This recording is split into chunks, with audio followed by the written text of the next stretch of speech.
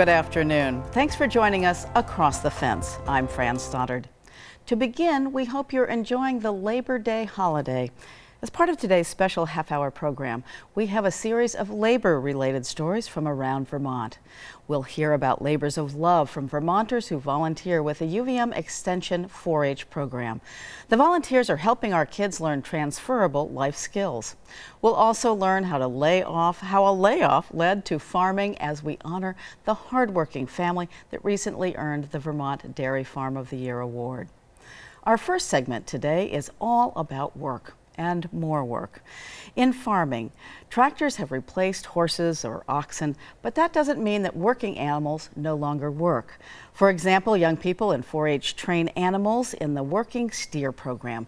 Keith Silva takes us to Randolph for a story that centers around one of the ultimate team sports. Stop. My lightning, stop. It's rare to meet someone who can claim to be a master of thunder and lightning. My lightning, stop. Feels like I'm a boss. It feels like I'm like president or something. The president of thunder and lightning? Pretty much, because they're a lot bigger than me. I'm a lot smaller, but yeah, I'm still in charge. Landon Campbell is a member of the Green Mountain Teamsters 4-H Club. Hawk, get over. That's lightning on the left and thunder on the right. All three have been training together every day for the past year. Come on, lightning, stop. They listen best to the person who got them, raised them, drive them. Right. Basically, these guys will listen best to me. Step up. It really all falls down to who's with them the most and who drives them the most and who does everything the most with them, which is me. Head up, buddy. Boy. There are 3 classes or events in 4-H working steer competitions: fitting and showmanship, cart class, and stone boat. Fitting and showmanship looks at the animal's condition, cleanliness, and grooming. In the cart class, the team maneuvers a cart around an obstacle course. Stone boat refers to pulling any weighted object like a concrete block or a tire. You can train them, but they will eventually get tired and thirsty, and they will want to quit. But that's usually a couple hours before they do. It's more of when I'm ready to quit than they are. Campbell uses what's called a goad stick to correct the team if they step out of line.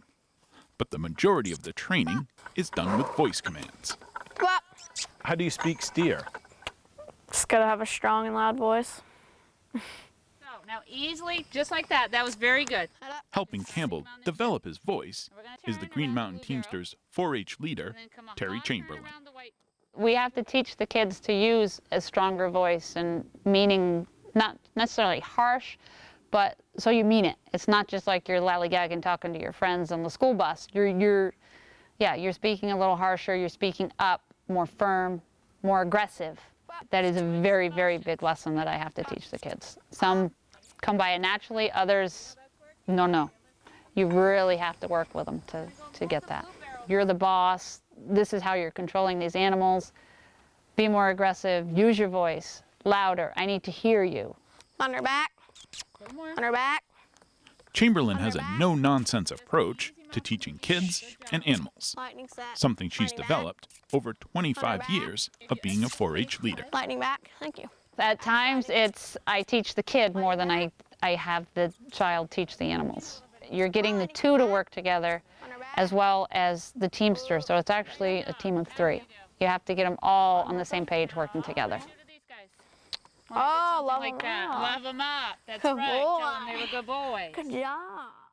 Vermont 4-Hers can compete in 3 working steer shows each year. Some of the fairs also offer open shows, which means 4-Hers compete against adults. For Chamberlain, getting to go up against a 4-Her she's taught is the ultimate test of her skill as both a teamster and a teacher. It makes you feel good. You can say, oh, wow, I actually taught them how to do this and watched them grow. But I usually give them a run for their money. I mean, that's the best thing as a teacher, to see your students beat you. Come on, boys. Head up. Heads up, guys. The Green Mountain Teamsters 4-H Club only meets once a month, so the bulk of the training and everyday care is the responsibility of the teamster and their family. I like those bowls just as well as he does. Mick Campbell is a former 4-H'er. He and his wife are proud to have both their children in 4-H. When I started 4-H way back a long time ago, I lived in Braintree, and we actually had a snowmobile club. My dad ran the 4-H snowmobile club, so I was part of it there. That's how I got initiated to it or started with it there.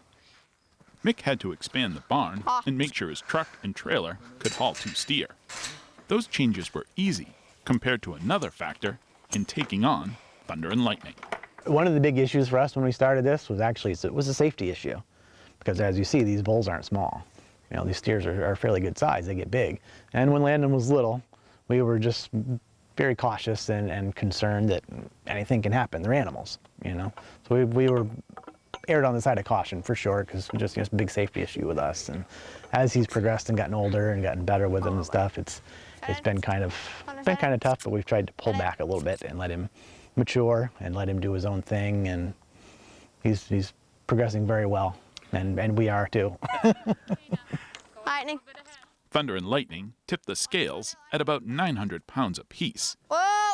Landon, Thunder, not so much. And how much do you weigh? About 90 pounds, maybe. So you're 95. and you're pushing around these nearly 1,000-pound animals. Yes, that's true. That's very true. Head up! Really, it doesn't matter what size they are as long as they behave. You can have animals taller than you, and if they behave, then they're fine. Another safety concern of training working steers is their horns. Campbell says he learned quickly how to make sure thunder and lightning keep their horns to themselves. Most of the time, they keep their head away from you, and if they do hit you, it's probably not on purpose.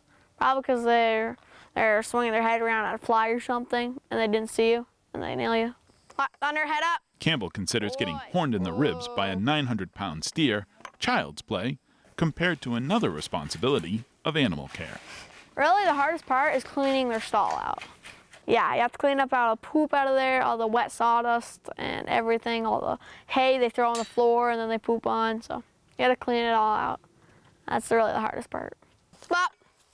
In the barn or out at a competition, Landon Campbell has harnessed the power of thunder and lightning thanks to his family and thanks to 4-H. In Randolph, I'm Keith Silva with Across the Fence. Our congratulations to Landon for all of his hard work and to his teammates, Thunder and Lightning. 4-H offers opportunities for young people all across the state, and 4-H programs go beyond the traditional ag-related skills that many people think of when they think of 4-H. Adult volunteers help 4-Hers in topics ranging from science, math, and technology to the arts, humanities, and outdoor recreation. Here's what we learned when we talked with some of the 4-H volunteers in programs around the state. What's your history with 4-H? Were you in a club as a child? So I did not do 4-H when I was younger. I knew what it was and what it was about, but I never participated in it. My daughter actually was interested in horseback riding, so we went to a barn in Colchester and a scary farm, and that's really where, so when her trainer there was a 4-H leader and a longtime 4-H member. So we got kind of introduced to it there. She was one of the leaders of the Flying Hooves at that time, and that was primarily a horse-based project group. So that's really was my first exposure to 4-H in any sort of detail, was really with my own kids. I was in 3 clubs when I was a young person, and so one of them was a rabbit club, one was a cooking club, and one was a crafts club. I actually was not. I grew up in a very similar town to Burlington, which was fairly rural outside of it, but somehow didn't have any 4-H clubs. But I attended a 4-H camp about an hour away when I was 13 or 14 years old and kind of just stayed there until halfway through college. And that was my first introduction to 4-H. Very much, archery, just outdoor adventure, becoming more acquainted with nature, and just really practicing being a good citizen and being a good person within a group of people. So that is kind of the lens through which I became part of 4-H, and then have tried to stay connected with it as I've studied agriculture and been a part of Extension. What drew you to become a volunteer? I had been dabbling with raising chickens, and my daughter always had friends over. So it seemed like the kids were always really interested in seeing what was going on with the chickens. So I thought, you know what, at that point I thought I'd like to open this up a little bit more formally and then even make it bigger. And so that's what we did. It was in 2010. One of the things that really did it was when we started to see some of the opportunities that 4-H provided to the kids, we were kind of like all on board on that. So both my wife and myself became leaders. And really one of the reasons why we did that was with all the opportunities that 4-H offered, we wanted to make sure we allowed the kids that were in that club all the opportunity that they could to get involved in all of the different projects that they had. And both of our daughters had joined 4-H, so it was a great way to connect with our own kids, connect with the other kids, and really open it up to all of them. What do you like about it? For me, I think I did a lot of growing through different lenses of being part of 4-H. I know in my early teenage years, through basically the end of my teenage years, I was a part of 4-H at that Hidden Valley 4-H camp, and I just grew into my own person, I think, through those experiences, having the responsibilities, having this group that I was always coming back to, and we all had the same goals, but still had room to be creative and be ourselves was really important to that. And then now, as I'm someone who wants to be an educator and a connector, especially when it comes to food and agriculture, just taking opportunities to help kids engage in science and engage in figuring out how they can be a bigger part of their communities. I've met dozens of great community members, and just getting involved with different fundraising activities. Our club does a lot of work with the American Cancer Society. One of our big events we do every year is the Horses for Hope, where and it's grown to hundreds of people come to the barn and look at the horses that are dressed up in costume, and they do pony rides and stuff like that, and we raise a lot of money. But also we go and play games. Tell me about your club now. What do you guys do? It started out really as primarily a horse and equine based club. And they did do a few other projects before, but once we got involved and saw all the other opportunities that there were out there, like now our club does everything from equine, poultry, archery, cooking, and community service, which is probably one of the ones our club is the most proud of. Our curriculum has been poultry for the most part. That's the common theme throughout all the years. And each year we also do additional projects. So the poultry piece, we've done iterations of incubating, embryology. We raise meat birds, we've raised show birds, we've gone to poultry shows, and just had a lot of fun curating a number of different types of breeds of chickens that lay different color eggs and caring for the chickens. So that's that part of it, but I've also had subgroups in the overarching club. So we've had a construction subgroup. This year we have welding and fiber and spinning, and we've done an international cuisine subgroup. Last year we had mentors, and the elders in the club took the littles under their wing and really did some nice leadership development. It was an after-school program, so upper to middle elementary school students would meet with me once a week, and I chose food, shockingly, as a topic to cover, and we talked about food from the lenses of plants to different types of food, to where our food comes from. They got to make ice cream one week, they got to make little pizzas one week, so just trying to connect kids with food and give them a better idea of when they eat something or where they see a plant, what goes into growing that plant and getting the food that they eat. What would you say to somebody to encourage them to become a 4-H volunteer? Well, first of all, they ask themselves if they're passionate about a particular field. And in my case, agriculture was the big thing, but also I come from a family of heavy agriculture people and heavier craftsmanship people. So I've had that influence on both sides, and it's nice to be able to work with your hands and make something new or better. That's the motto, is make the best better. So I think if a person's passionate about those things, then and they want to share it with younger people, then becoming a 4-H leader is a great way to contribute to their community and also grow really competent young people into adults, and also grow those young adults' confidence in themselves and their own skills. You ready?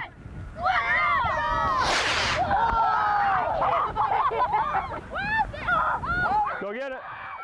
I would say that it's really probably one of the best ways you can use your time. The way I kind of look at it is you kind of plant these little seeds of opportunity in all these kids, and you just step back and they just take off. It's so exciting to see the kids grow in that way. And really, you can put as much into it as you have available. So if you're a person who has just a little bit of time, or maybe has some, experience with certain topics, like if you're a baker or you work in you do archery or something like that, you can work just for a limited amount of time on certain projects with the clubs. Or if you have a lot of other resources and time, you can spend, a lot more time on it. And, I think the leaders and the kids appreciate both sides of that, So whether you're spending a lot of time or a little time, so it really gives you the flexibility on that side too. I mean, I guess I would just ask them how important community is to them and being a part of that community. I think that any age of kid in the community is going to be the future of that community. And so whatever it is that you love doing, there's a way to share that with kids. And that 4-H is a great way to share that with kids. There are a wide variety of volunteer opportunities statewide in the 4-H program. For more information, call the toll-free number on your screen, 1-800-571-0668. That's 1-800-571-0668. Or check the Extension 4-H website. On this Labor Day, we want to salute one of Vermont's many hardworking dairy farm families. As part of an encore performance, we are featuring Morgan and Jen Churchill of Cabot. The Churchills were recently honored with the 2019 Vermont Dairy Farm of the Year Award. Across the Fence's Keith Silva tells us more from Wonder Why Farm. Tucked into the rolling hills of Cabot stands Wonder Why Farm. Morgan Churchill thinks he should have changed the name to What If when he and his wife Jen started here in 2005. The what if is just a sales pitch to my wife. What if we do this or that, or just to get her take on it. But we've been pretty successful at the ones we've been doing. There you go. They just need an opening. They all come true. All I used to do is say it, and for some reason they happen. So I always am nervous when he comes up with a new idea because I knew somehow it's going to happen. Morgan didn't come up with the latest what if all on his own. It goes like this. What if Wonder Why Farm was the 2019 Vermont Dairy Farm of the Year? And like the other what ifs, it happened. I can't believe that for what we've done that we would, be honored with such an award. I mean, as I look back, we've done a lot, but there's a lot of great farms out there. There's a lot of people doing an awesome job. Morgan and Jen both grew up on dairy farms. When she was a student at VTC and he was looking for work, they hit on an idea to start a farm of their own. So basically I was getting laid off from Bombardier Transit in Barrie, and I needed a job, so we said, why not farming? So we went back into farming. We decided if we were going to go back farming that organic was the way to go. Because, in the past growing up, my father never used any commercial fertilizers or antibiotics to speak of, really, because there was never a lot of money to do it, I mean, every day was just getting through it and going to the next step. As we look back on it now and how quickly it all happened, it is surprising. What's surprising about it? For all the tough times we went through, that we made it work, and it's been successful, and we're now able to raise our family on the farm. So, and that was our goal when we were dating, that if we ever had children, that they would be raised on a farm. The Churchills got their wish. Sam and Nora are being raised on the farm.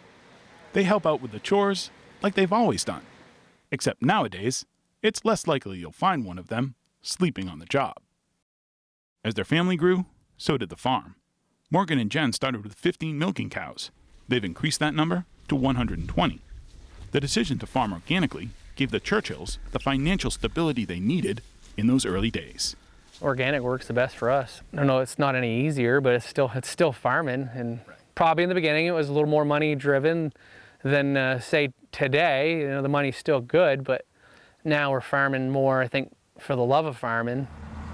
On average, organic dairy farmers receive a higher pay price for their milk than farmers running conventional dairies. The organic milk industry also operates under a quota system, which limits supply and allows farmers to have a guarantee what they'll be paid.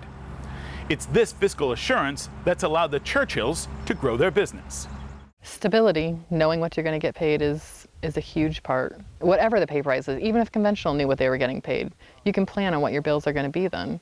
If the average person goes to work and you don't know what you're making at the end of the week, how do you know what your bills are going to be? It's just what farming is. It's the, knowing what we're going to get paid no matter how big or small it is. It's the key, I think. With the organic pay price, we're more steady. We don't have the fluctuations quite as much as the conventional market. Although, it has dropped some. Getting things paid down as fast as you can is huge, and trying to save money, which is hard. To be able to turn a profit, it's just huge for your mentality and your happiness of life. To be able to make ends meet, to be able to move forward and to grow.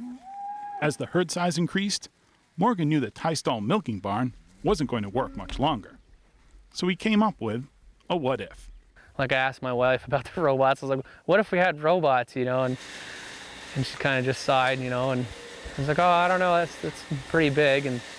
But and I kept drawing plans on construction paper with crayons and, kept looking at it and, looking at different robots and trying to figure out if that's the way we wanted to go. And we just more or less did it, decided that's the way we want to go and kind of put it in. Organic standards require cows to be raised on pasture, which makes having a robot doing the milking a bit of a challenge. The Churchills have trained their cows that when it's time to be milked, they leave the pasture and head to the barn. Wonder Why Farm sends milk directly to Stonyfield. Based on reputation and the quality of the milk, the Churchills were the second farm the company signed up when they started receiving milk direct from farmers. Each cow gets milked 3 times a day. Transponders on their ankles identify each cow. The robot tracks the number of milkings, yield, and other information to maintain productivity. The biggest advantage of using a robot is how it improves the family's quality of life. It frees us up so we can go to our children's ball games and, school events, and it frees us up so we can actually go on a vacation. We try to go away once a year, and it's more flexibility. Again, when I was in the tie stall and we were haying, I had to be there to milk, both me and my wife. The robot saves time and labor, but it comes with risk. This unit costs $375,000.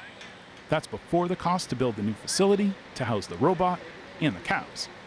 On top of that, the loan repayment schedule for robots is often short, making the monthly payments steep. For the Churchills, the robot was a calculated risk they were willing to take. A lot of chicken scratching has gone a long way. We've always had the pencil out with paper and figure it out before we do it, and whether it's feasible or not, but he's the one full of ideas. Risk never really bothered me.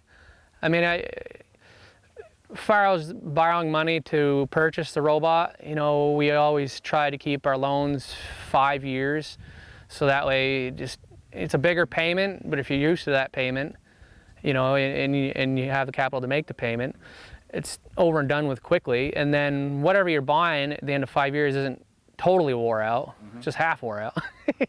So if you can take that money and put it towards the next purchase that you buy. Boy, these guys do a fantastic job. Tony Kitsis chairs the committee that selects the Vermont Dairy Farm of the Year.